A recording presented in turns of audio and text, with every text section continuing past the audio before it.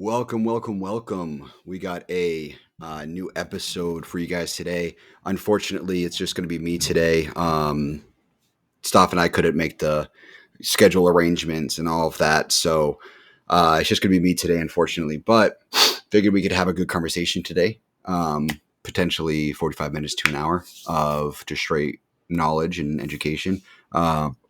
More so like knowledge on my part that I've learned myself, bestowing it if you wanted to listen. So this is just coming from my experience and stuff that I've read, stuff that I've learned. So I figured that the topic today could be mainly focused around vascularity, because something that has been always hard for me. It has been, getting more vascular within the gym. Some guys have it naturally, some guys don't. I'm one of those guys who doesn't. So how does vascularity work? What is it? Where does it come from? How do I get more vascular? How do I get more vascular in certain areas? Stuff like that are certain things we're going to be addressing today. So figured I'd start with what even is vascularity. Vascularity is essentially just veins. It's, having veins throughout your arms, throughout your legs, abs, back, whatever it is. There's a lot of different things that go into vascularity. There's many variables that play a role, whether or not you're going to be vascular somewhere or vascular somewhere else or not vascular at all. So we're going to be addressing that today, but ultimately the gist of what vascularity is veininess, in the case that that's something that you're, looking for personally, and ultimately within the bodybuilding community.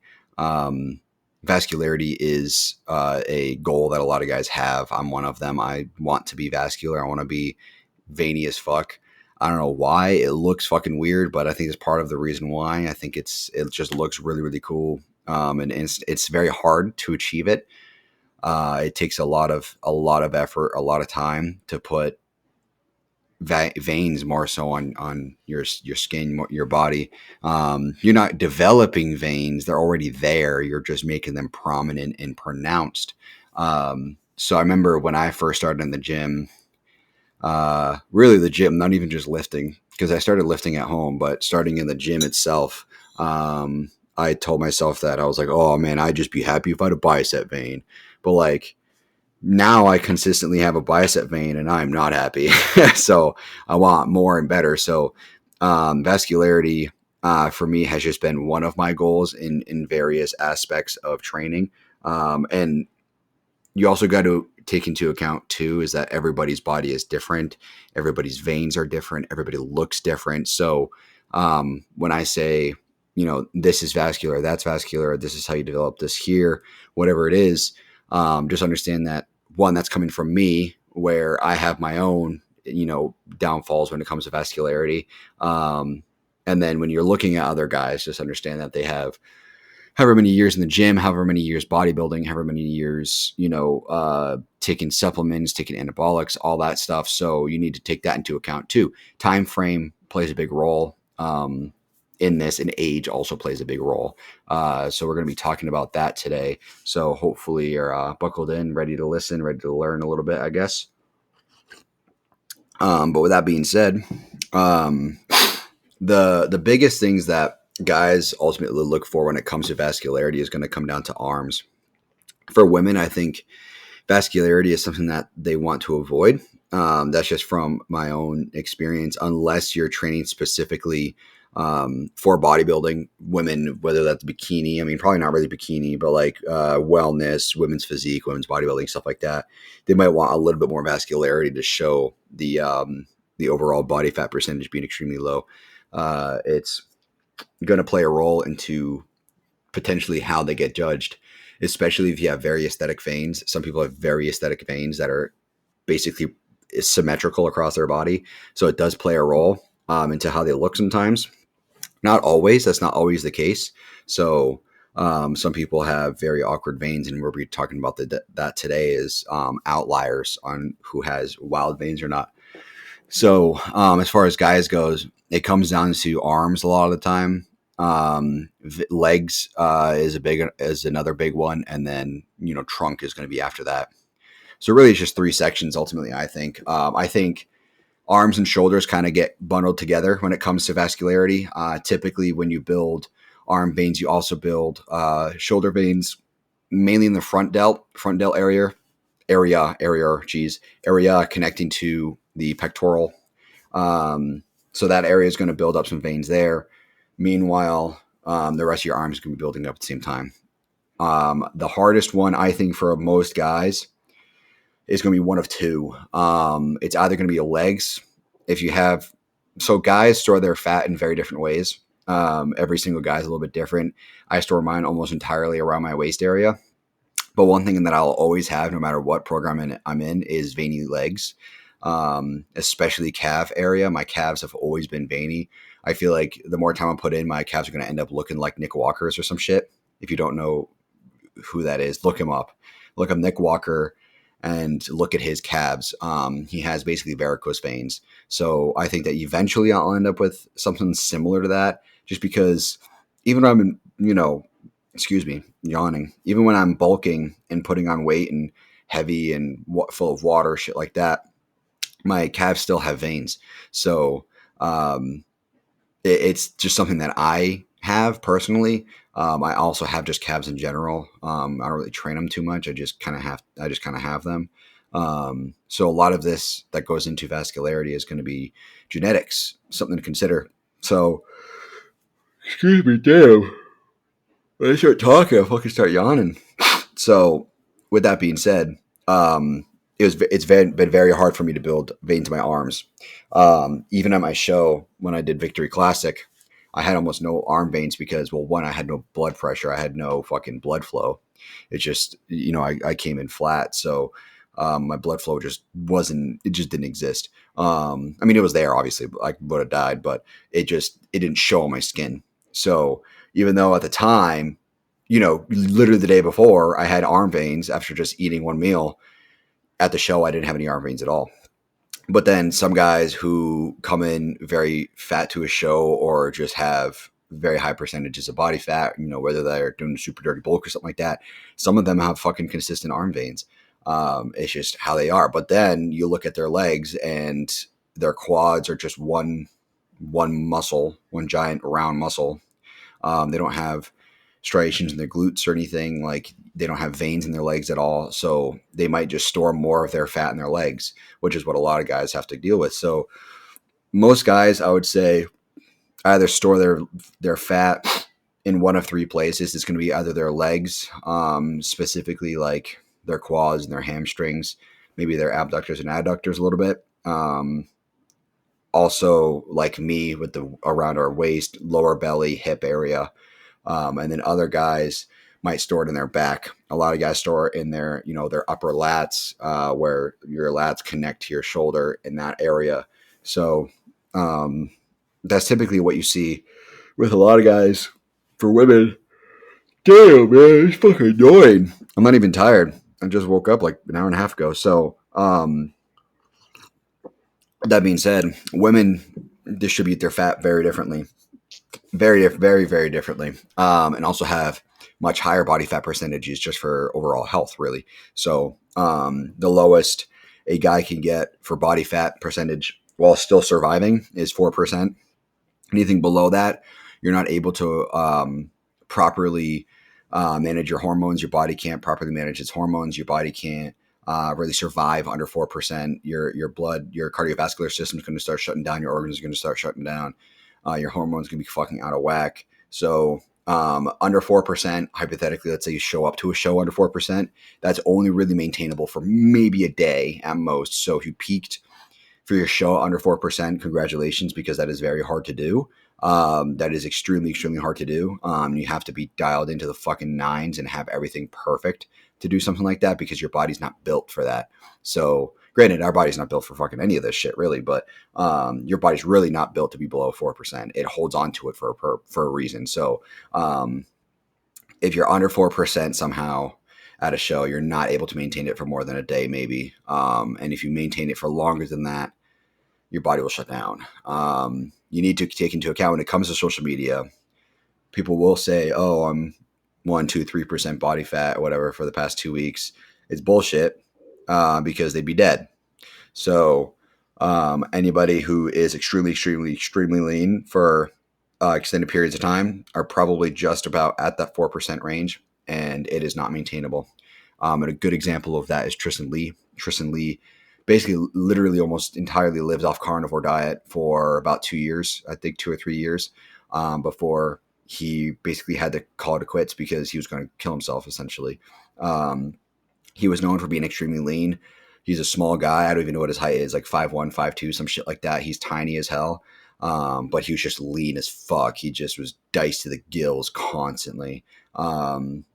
Granted, video effects are going to play a role, lighting is going to play a role, stuff like that. But if you watch his content for the most part, especially when he's on other people's content, he was extremely lean pretty consistently. So he's a good example of what that's like. And he was relatively vascular. Granted, he proportionately to me personally, I think he has a lot to work on. He's probably bigger than me at this point. Granted, I'm just about 6 feet and he's closer to 5 feet, so I would outsize him. But I mean, proportionately, he's probably bigger than me now. But with that being said, vascularity, the biggest thing that comes to vascularity is going to be body fat percentage. So this kind of tying what I'm talking about. Body fat percentage and overall body fat amount and distribution is going to play a big role. Where you store your body fat is going to have less veins.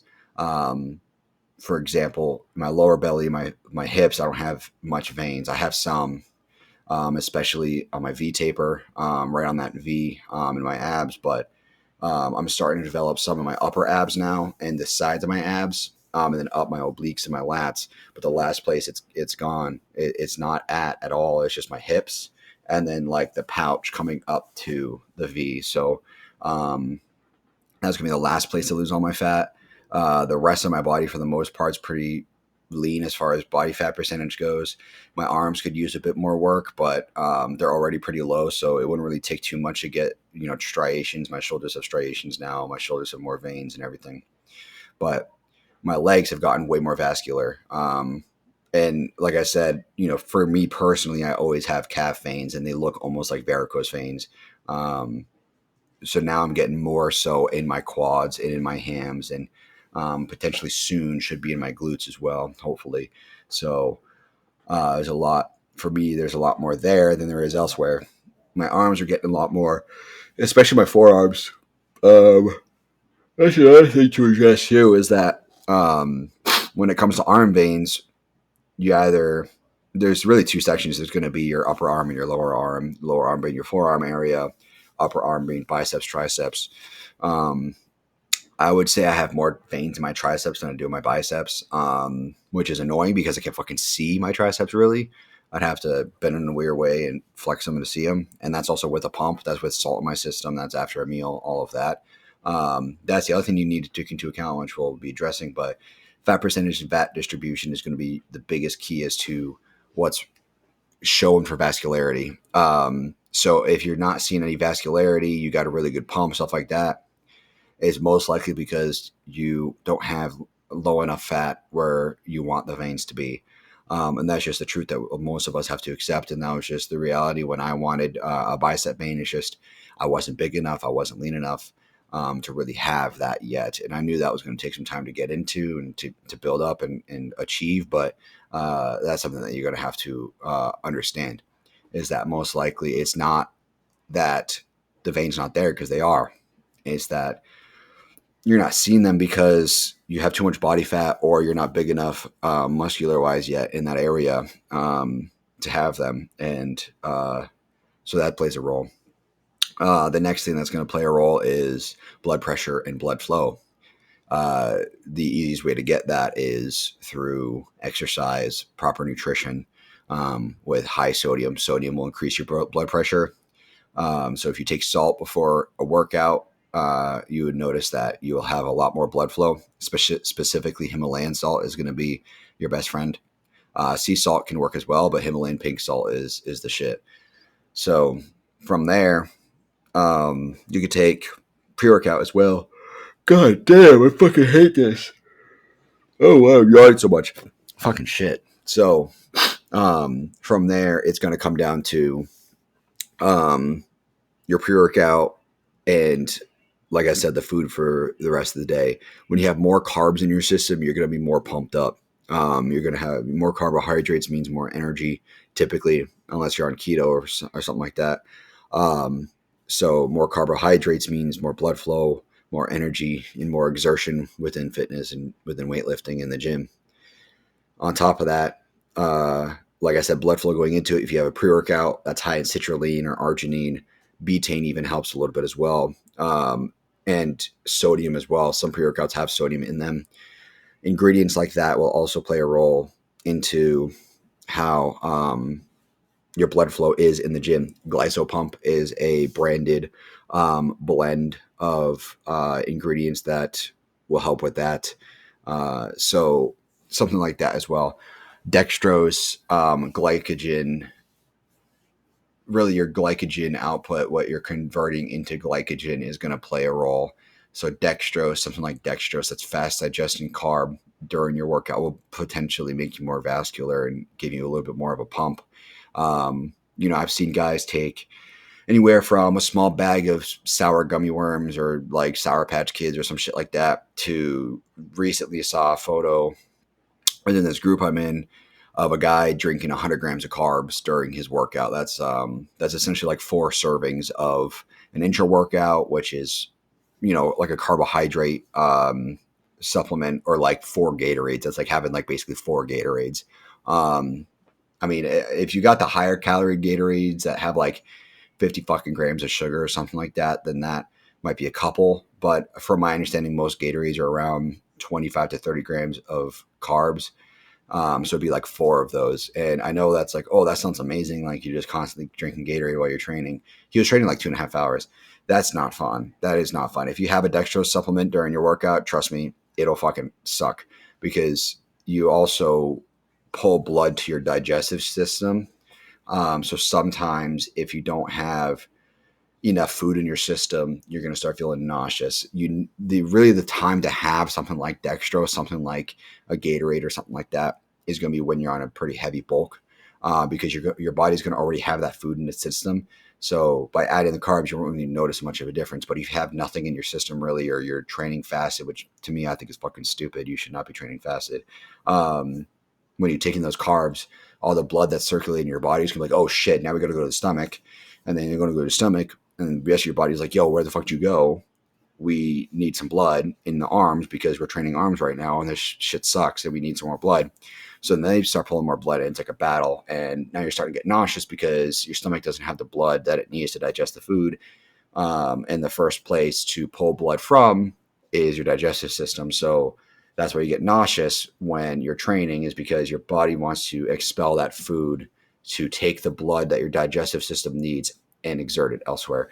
And that's why, like legs, for instance, a lot of guys throw up on legs, especially if they eat too close to training, because their body's still digesting food in their stomach, and your legs require a lot of blood. Your legs, if you're training a total leg day like I do, then you're training a lot of muscles in there, a lot of overall muscle surface area. So, and your glutes are arguably your biggest, thickest muscles. So it takes a lot of blood for your body to kind of maintain, especially if you're going for a pump or something like that. So that's something to take into account as well.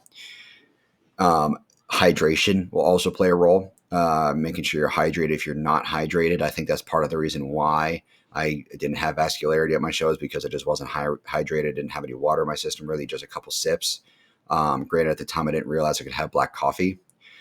I would have fucking destroyed black coffee. I love coffee. As you can tell, I'm always drinking coffee during our recording sessions. Every morning I have coffee. I love coffee. I'm such a coffee guy. With that being said, hydration plays a role. If you don't have enough water in your system, you're not going to have proper blood flow, because most of your blood is, guess what? Water. The rest of it pretty much is just blood vessels. Well, really, ultimately, not even blood vessels. It's blood cells. Blood cells is really what makes it red, but most of it is just water. So if you don't have water in your system, you're not going to have the blood flow that you need. Your body's going to be pushing harder to push the blood through your system. So therefore, your veins are going to be as thick. And that transitions into another big reason you don't have vascularity. Is blood vessel size, blood vein, so your veins size, density, and blood pressure. So this is, I think, the biggest thing that guys kind of forget about when it comes to vascularity. Everything I've kind of told you, you most likely already knew, especially if you've been in the gym long enough. You will know that hydration plays a role. You'll know that salt, nutrition, all of that plays a role. Body fat percentage plays a role. But what a lot of guys forget about is their vessel and vein size and their blood pressure and density of those veins as well. So the reason some guys look insanely vascular is one, age. As you grow older, you're going to build bigger veins. Your veins are going to get thicker. That's why a lot of very old people are very vascular. Their hands, their arms, stuff like that, their feet, a lot of older people build bigger veins, and that's kind of what varicose veins are, or at least that's what they're experiencing. So it's very, very thick veins that really don't push a lot of blood properly. So that's their issue. The vein walls are extremely thick, while the actual blood flow that's able to go through that vein is very low. So their body has to push very, very hard, and that's how blood pressure increases. So blood pressure will play a role into how vascular you are. If you have higher blood pressure, you're going to have larger veins. If you have low blood pressure, your heart's not pumping as hard as it needs to be, or should be. If you have like genetically low blood pressure, your heart's not going to be pushing as hard as it needs to be or should be, and therefore it's going to be harder to get veins. Your veins are most likely going to be very thin. If you have low blood pressure on the walls are most likely going to be very thin, with the actual veins themselves pushing a lot of blood through very easily, and that's why you have low blood pressure. The healthy blood pressure it's going to come down to systolic and diastolic. I always get them mixed up. Let me look this up, just make sure I got it right. Yeah, so it's going to come down to systolic and diastolic blood pressure numbers. So when you get your blood pressure, it's very simple to read. I don't even know how they measure it personally. I know how to read it. I don't know how to measure it. So when it comes to normal blood pressure, the top number is your systolic. So like when it says 120 over 180 or over 80 or 117 over 76, whatever it is, that top number, the higher number, is going to be how much blood is actually coming out of your heart and into the rest of your body. Where diastolic, the bottom number, is how much blood is coming into your heart to then be pumped out of your heart. So that's how you read your blood pressure monitor. So the top number is out, bottom number is in, and a healthy range is under 120 for out, and then under 80 for in. So anything higher than that is going to be considered either elevated or high blood pressure, depending on what number is at what. It doesn't matter if both. So like when you're measuring your blood pressure, if one is high, that means you have high blood pressure. You don't need both to be high. You could have 120 over 110, and even though your systolic is fine, pushing out the rest of your body, it's perfectly normal. Your diastolic coming in, there's a lot more blood coming into your heart. So that's considered high blood pressure at that rate, 110. So what's considered high blood pressure is if your systolic is over 140, which is the top number, and then diastolic is over 90. That's what's considered high blood pressure, either or of those. So if you have one of those, you're considered having high blood pressure. The last time I got my blood pressure read was my physical that I had about a month ago. We also got some blood readings and all of that as well. Ended up being perfectly fine. We were kind of in the thick of it when it came to my cycle as well. And I sent my readings to my coach. It didn't measure hormones, but it measured lipids and, where my T3, T4, TSH was, where my cholesterol was at, stuff like that. And basically everything was exactly where we thought it was going to be and where we needed it to be. So it was perfect. But with that being said, my blood pressure was, I think it was like 136 over like 85 or something like that. I forget exactly what it was, but technically speaking, at the time of the reading, I had high blood pressure, stage 1 high blood pressure, because I was at 136, where you want to be under 120. But also something to take into consideration, which plays a big role into this and blood pressure, is anabolics. So you can push as hard as you want naturally, and sometimes you're just not going to grow veins. If you look at natural bodybuilders, very few of them are very vascular. It's just not conducive. Typically, the guys who are vascular or very vascular on stage most likely took or have taken or still take anabolics.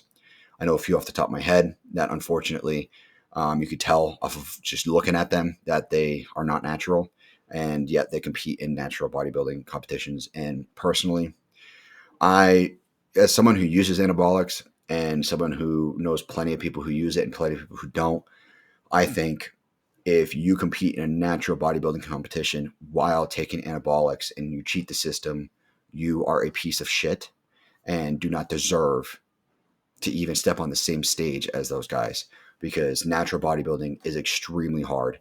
I mean, all bodybuilding is extremely hard, but personally, I feel that natural bodybuilding is harder than untested bodybuilding. Because, for instance, for me, I would never be able to be a natural bodybuilder. I didn't have the natural genetics for it. I have the genetics to respond well to anabolics, but not so much to natural genetic bodybuilding. So the issue that I see with a lot of these guys is, including myself, is that you either have the genetics or you don't. And when you have the genetics for natural bodybuilding, you should never touch anabolics, first of all, but also you're most likely not going to be vascular. It's just the reality. Look up natural bodybuilding. Trust me, you'll know exactly what I'm talking about. The muscular density is not there. The muscular surface area is not very high. The mind muscle connection is not as good as it could be because they're competing naturally. They don't have the assistance of anabolics. Anabolics is not cheating, let me tell you that. But what is cheating is when you take anabolics and compete in a natural league. It's very unfortunate it happens. One thing that is controversial right now and has seen a flip back to the norms, which is great, is trans women competing in women's sports. So that's men transition to women who compete in women's sports. That is, I consider, also cheating, because if you know anything about the human body, you will know that men biologically are much more physically superior in sports and athletics. It's just the reality. It's Women have the amazing ability to give birth. That is the most amazing gift you can ever have. But because of that, because they have to be able to carry a child and give birth to a child, their body's built different, as everybody knows. So one of the things that biologically men have been built to do is to provide food for pregnant women and women who are going to be giving birth. So we have naturally built up over time athletic performance to hunt, to properly lift, gathering food, to survive in the wilderness. And that's translated now to better performance within sports and fitness. So that's why it's been controversial. I'm sure most of you already know kind of what I'm talking about. But when it comes to sports, I think that if you transition from a male to a female, you should not be able to compete in a women's sport because you are already physically superior. And a lot of people argue, oh, it's because you don't like it because they're women now or whatever. I don't care. If you want to transition, and that's on you. If that makes you happy, great. That's great. I'm happy for you that you were able to figure that out. But the problem is a lot of people think that just because their testosterone is low and their estrogen is higher, that they're equal. But that's not the reality. You just transitioned 6 months ago, for instance, right? As an example, a year ago, you were a man and your testosterone was 20, 30 times that of women. So of course you're going to beat them. So your genetics are going to play a role. Your testosterone is going to play a role into those sports competitions. So again, to loop it back, anabolics is not cheating necessarily unless you're competing in a natural competition. Hi. Unless you're competing in a natural competition, then it is cheating. I can see you on the camera. I know. I need to go turn the air up, but I'm naked. I'll pause it. Sorry, we were back. Had a little technical difficulty. So anabolics does play a big role in blood pressure. I can attest to that. Your testosterone levels different anabolics you could be taking will increase your blood pressure, and that's going to play a role into your vascularity. So you need to take that into account when you're looking at guys who are big on social media, guys who bodybuild within untested leagues, because the anabolics that they take play a ginormous role in that. I can attest to it firsthand. A lot of my veins started coming up now that I'm leaner than ever. Really, that plays a big role. That's a good chunk of it, but also because of the anabolics that I'm taking, they're prone to higher blood pressure. One of them that I take, clenbuterol, is known for that. That's exactly what it does. Is it technically lowers your blood pressure so that your heart has to work overtime to increase its blood pressure. So your heart rate is higher. So it's essentially a stimulant is really what it is. It's just a very intense stimulant. So for me, it doesn't affect me mentally, but physically it increases your heart rate. So because of that, my vascularity is increased. Granted, there are times where my vascularity is lower. When I'm doing cardio, I don't see any veins on my arms. They're gone. They're fucking gone. But that's because my blood is mainly rushing to my legs, which is driving me through or on the treadmill. But then once I get off it and I start driving and I'm cooking food or something like that at home, all my veins are back in my arms. So what you're doing during the day also does play a role, but anabolics plays a big role. So that's something to take into account. Different anabolics like DHTs will increase blood pressure, I believe. Let me look that up just to be sure, because I'm pretty sure they will, because it's a testosterone derivative.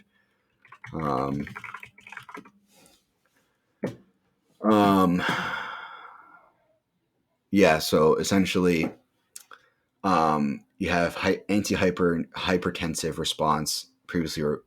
So basically, DHTs help regulate vascular resistance. So your vascularity will most likely increase a little bit when you're taking a DHT. Anavar, Masteron is another example. Let me look up some other ones because there's so many. DHT is also what helps grow your hair as well. So that's something to take into account. When I take DHTs, hence why I'm fucking bald today, is that, which is not super even. I gotta fix that. DHT, when you take DHTs, it lowers your overall hair growth. So that's why when guys, or you look for hair growth supplements, it's going to be anti-DHT supplements. It's going to help fight DHT buildup in your hair.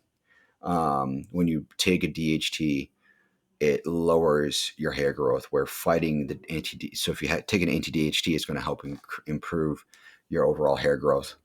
But with that being said, other examples are Primo, which I've taken before, Winstrol, yes, Provolone, which is mesterolone, never taken that, Superdrol, methosterone, and then DHB. I've tried Masteron, Primo, Anavar, and Winstrol. Those are all DHTs. And each one plays a role, and each one has helped somewhat build up, I would say, a little bit of vascularity, not a lot. But then you get into testosterone, which is going to be like EQ, Dianabol, Halotestin, which you should never take, and then Turinabol, which is, based off Dianabol. But also a big one that plays a role into vascularity that you guys are all going to perk up at is nandrolone, or it's a alpha-19 nor, or in other words, you got trestolone or trenbolone. So then trenbolone sandwiches will help with vascularity. I can attest to that firsthand. When I take tren, I get way more grainy. So you're like my arms, the part that connects, for instance, the part that connects my elbows to my triceps when I'm not on tren is pretty smooth.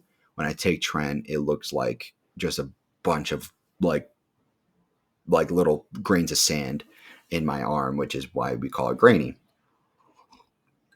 A good example of someone who is grainy is, oh my gosh, why am I drawing a blank on his name? I could name him any other time. Fucking damn it. I hate that. Normally, oh yeah, okay. Fucking this guy. Wait, what? I follow him on Instagram. I don't even know why I can't remember his name right now. James Hollingshead. James Hollingshead is a good example of someone who's very grainy, year round.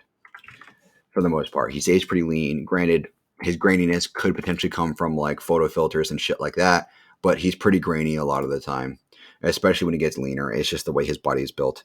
So he's a good example of what grainy looks like.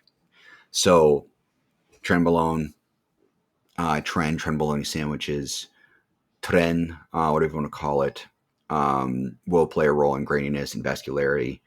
You talk to anybody who's taking it, most likely they'll agree. They'll also agree that tren is overrated, which we've talked about. It's not the end all be all. It's not the only supplement you should be taking. I mean, don't take it. I don't recommend it to anybody. Use the proper guidance of an anabolic or really a hypertrophy coach, a bodybuilding coach, and or your doctor. But the effects of trenbolone affects everybody differently. One of the things that it does is helps increase your maintain or increase strength while in a deficit, which is really what it's designed for. It's designed to help build muscle while you're taking in very little food.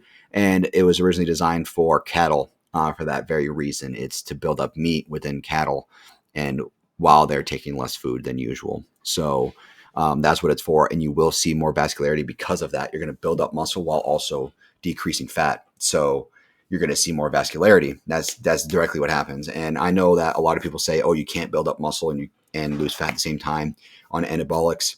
You can. That's really what anabolics is going to help do.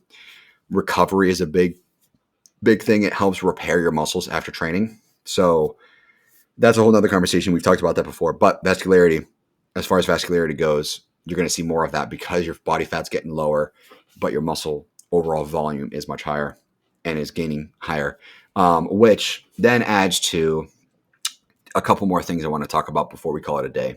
Is one thing is that when you build muscle, you will have the illusion of losing fat. So let's say you have 20 pounds of visceral fat on your body, which is basically just surface fat, right? Let's say you have 20 pounds of fat on your body. When you gain, let's say 4 pounds of muscle over 6 months, which is a good amount. That's 4 or 5 pounds every 6 months. It's a fucking solid amount of muscle.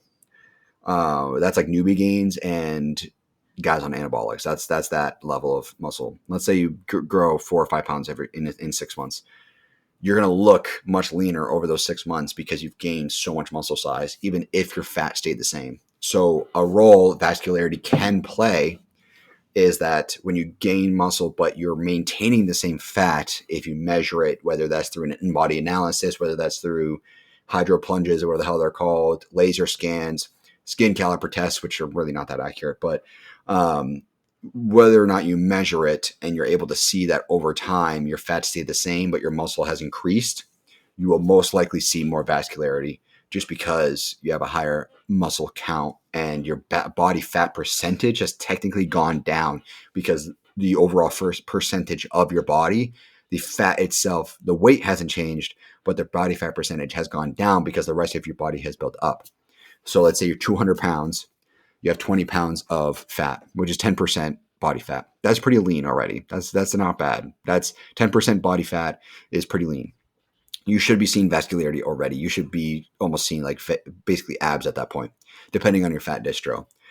If you add 5 pounds to that, your body fat percentage has really gone down, probably like 1%, 9% now. So you're going to look leaner, even though your body fat amount of 20 pounds hasn't changed.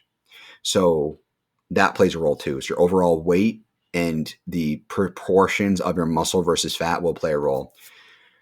Another thing you really need to take into account, like I said, is when you're looking at body fat percentages, and we talked about earlier fat distribution, body fat percentages on each person is going to look drastically different.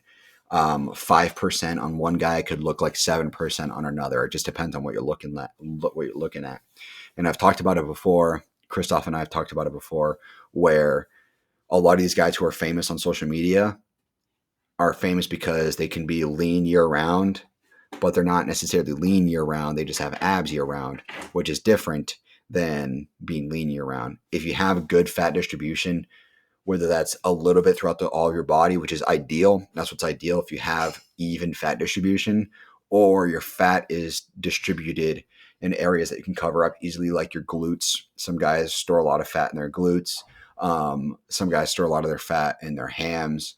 in their hips as well. That's down in their shorts, essentially. You can, if you see that, you'll know, okay, they have abs, but let's go ahead and see your legs. And they don't have any definition of their legs. Their vascularity is gone.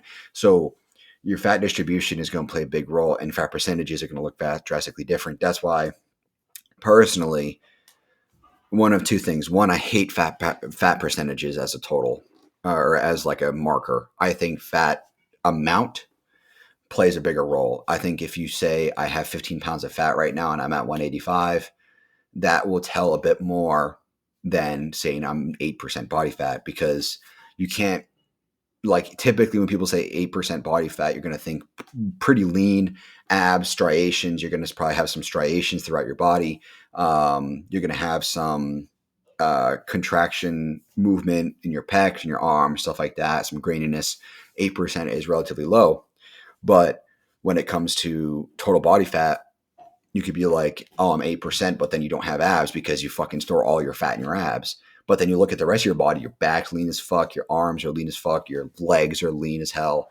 So fat distribution plays a gigantic role within your body and where you store it.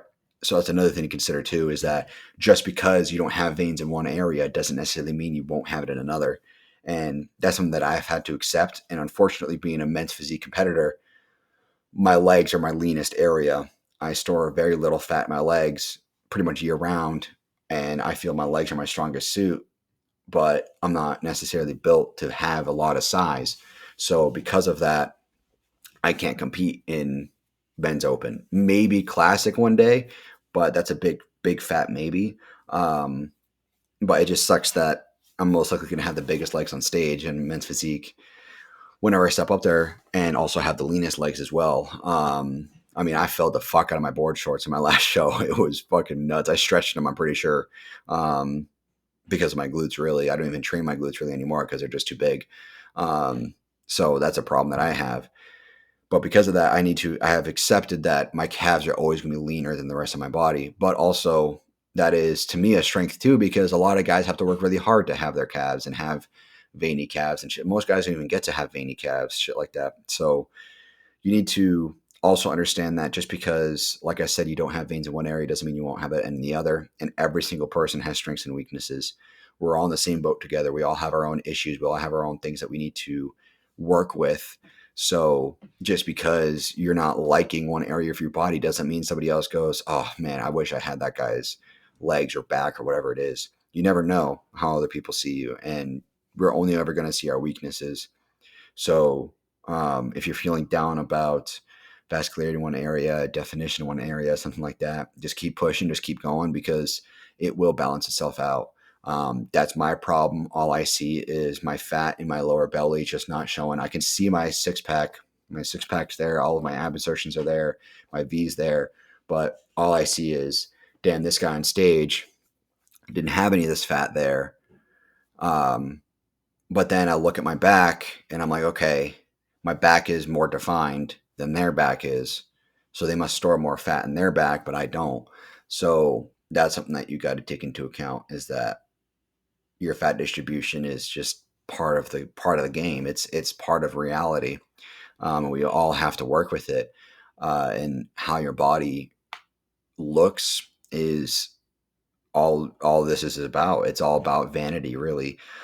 And when you compete, it's the part of the beauty of bodybuilding and the part of the beauty of fitness and having a healthy lifestyle and looking good is that everybody looks different. So if you do compete or you do compare yourself to others in whatever fashion it is, everybody has their own insecurities, and what you present to the world is your version of yourself. You can never be somebody else.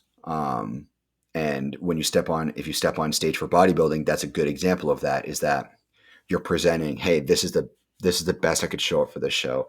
This is what I have. This is how I'm built. This is my fat distribution. This is my muscular density. This is what I train hardest. This is how I'm built proportionately compared to this guy. And that's what bodybuilding is this is how I am compared to him. This is how I am compared to him. And women too. This is how I am built to her. You know, she might have better glutes, but I have better hams, whatever it is. that's part of the beauty, is that it's all in bodybuilding. And that's part of the reason I love it, is that it's a solo sport. It's all about you. Granted, you have a coach and you represent your coach and your team or whatever it is, but team as in team of athletes that all compete separately. But you're comparing yourself to other people. And just because you have an insecurity in one area doesn't necessarily mean somebody else doesn't have that insecurity at all and doesn't have anything else. You know, if you have a fat in your back, I'm jealous that you don't have as much fat in your abs, where your abs are showing up year round. Where for me, the second I put on fat and water, it goes to my abs and they're gone. But then my legs take forever to grow fat and water, and they're lean year round. But then guys fucking say that they wish they had calves and vascular calves, and I am over here with it. So you need to appreciate what you have that is your strengths, and then improve upon your weaknesses. And like I said, that's part of the game. That's just how it is, and that's part of the fun. Ultimately, is improving your weaknesses. And there are times where I'll go to the gym. We've talked about it last episode, where I'm going to the second gym now that is part of the two gyms that I go to, and the lighting is much better there. And I'll fucking take off my t-shirt doing chest or something and do like a most muscular, like a standing most muscular. And it's just like, I fucking laugh because I'm like, fuck, I haven't done chest in a week and I've improved this much. You know, my delts are way more capped now. I got striations or veins or whatever it is.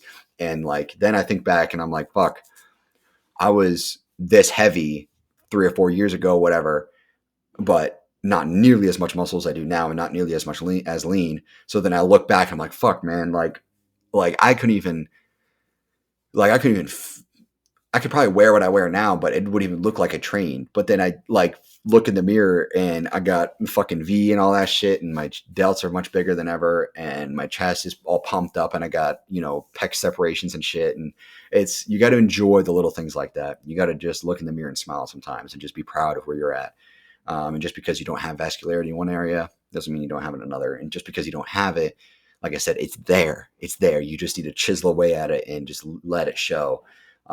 It's like you're a giant marble stack. You're a gigantic chunk of marble. And what you're doing, what your mind is doing, is your Da Vinci or Michelangelo, whoever it is, just chiseling away at that giant block of marble. And you're forming yourself out of it. That's why bodybuilding is compared to statues, Greek statues, because that's essentially what we are. We're chiseling away at the statue. We're chiseling away at the block of marble that we will then eventually show what our physique is. And that's the beauty of it, is that you're chipping away at it. You're working at the little things, and you have all these different million wins that will get you to the place you want to be at. And vascularity is one of those things that's going to eventually come. It'll come. Don't worry. It'll show up. You just need to put in the time. You need to put in the effort. And how much you put into it, you get right out of it. So if you train harder, not longer, do not train longer, train harder. If you train harder, more volume, more intensity to failure, you're going to see those results coming out. And when you do that time and time again, you stay on top of your meal plan time and time again. You sleep, proper water hydration, monitoring your micros, especially your micros and your macros. Don't just fucking eat burgers all day because they fit your macros. If you eat healthy, you train, it'll happen. You need to put in the effort, in the time. Vascularity will show up. It'll take time, but just know that you need to set yourself these small goals in order to achieve the bigger overarching picture of whatever you're aiming for. Because if you don't, and you're only aiming for the bigger picture, you're not going to appreciate the little wins. And that's why, like I said, you got to look in the mirror and just appreciate where you're at sometimes, because it took me a while to get to where I am today. I remember looking back a few years and I'm just like, fuck, man, I just want abs. Like, I just want to feel good about myself. And here I am with that, and I just want better. So you need to take a step back and just look at where you're at and just appreciate where you're at, and just keep going forward and just enjoy it when you can. The little wins, enjoy those little wins, and just smile. Just because if you get the ability to smile at yourself in the mirror, very, very few people get to do that. So it's a blessing to be able to do that. It's a blessing to be able to look in the mirror and smile. So enjoy the process and understand that when you do get the vascularity you're looking for, by the time you get it, it's not going to be enough. So have the little goals, have the little wins. And when you see it, eventually it'll become the norm because it slowly shows up. It's not night and day. It doesn't just show up. Your vascularity just doesn't pop up randomly. So eventually you need to take a step back and be like, man, I remember what that was like, wanting this vascularity, and now it's the norm. You know, having a bicep vein is the norm now. Having abs is the vein is there. Having abs is the norm now, whatever it is. Squatting 3 plates is the norm now, where that was a goal of mine, or whatever it is that your goal was. Just appreciate it. Take a step back, appreciate it, look back at where you were and appreciate where you are now. So vascularity is just one of those things that will become the norm for you, and you will achieve it if you haven't achieved it yet. And these are the things that go into it: your blood pressure, your body fat percentage, the thickness of your veins.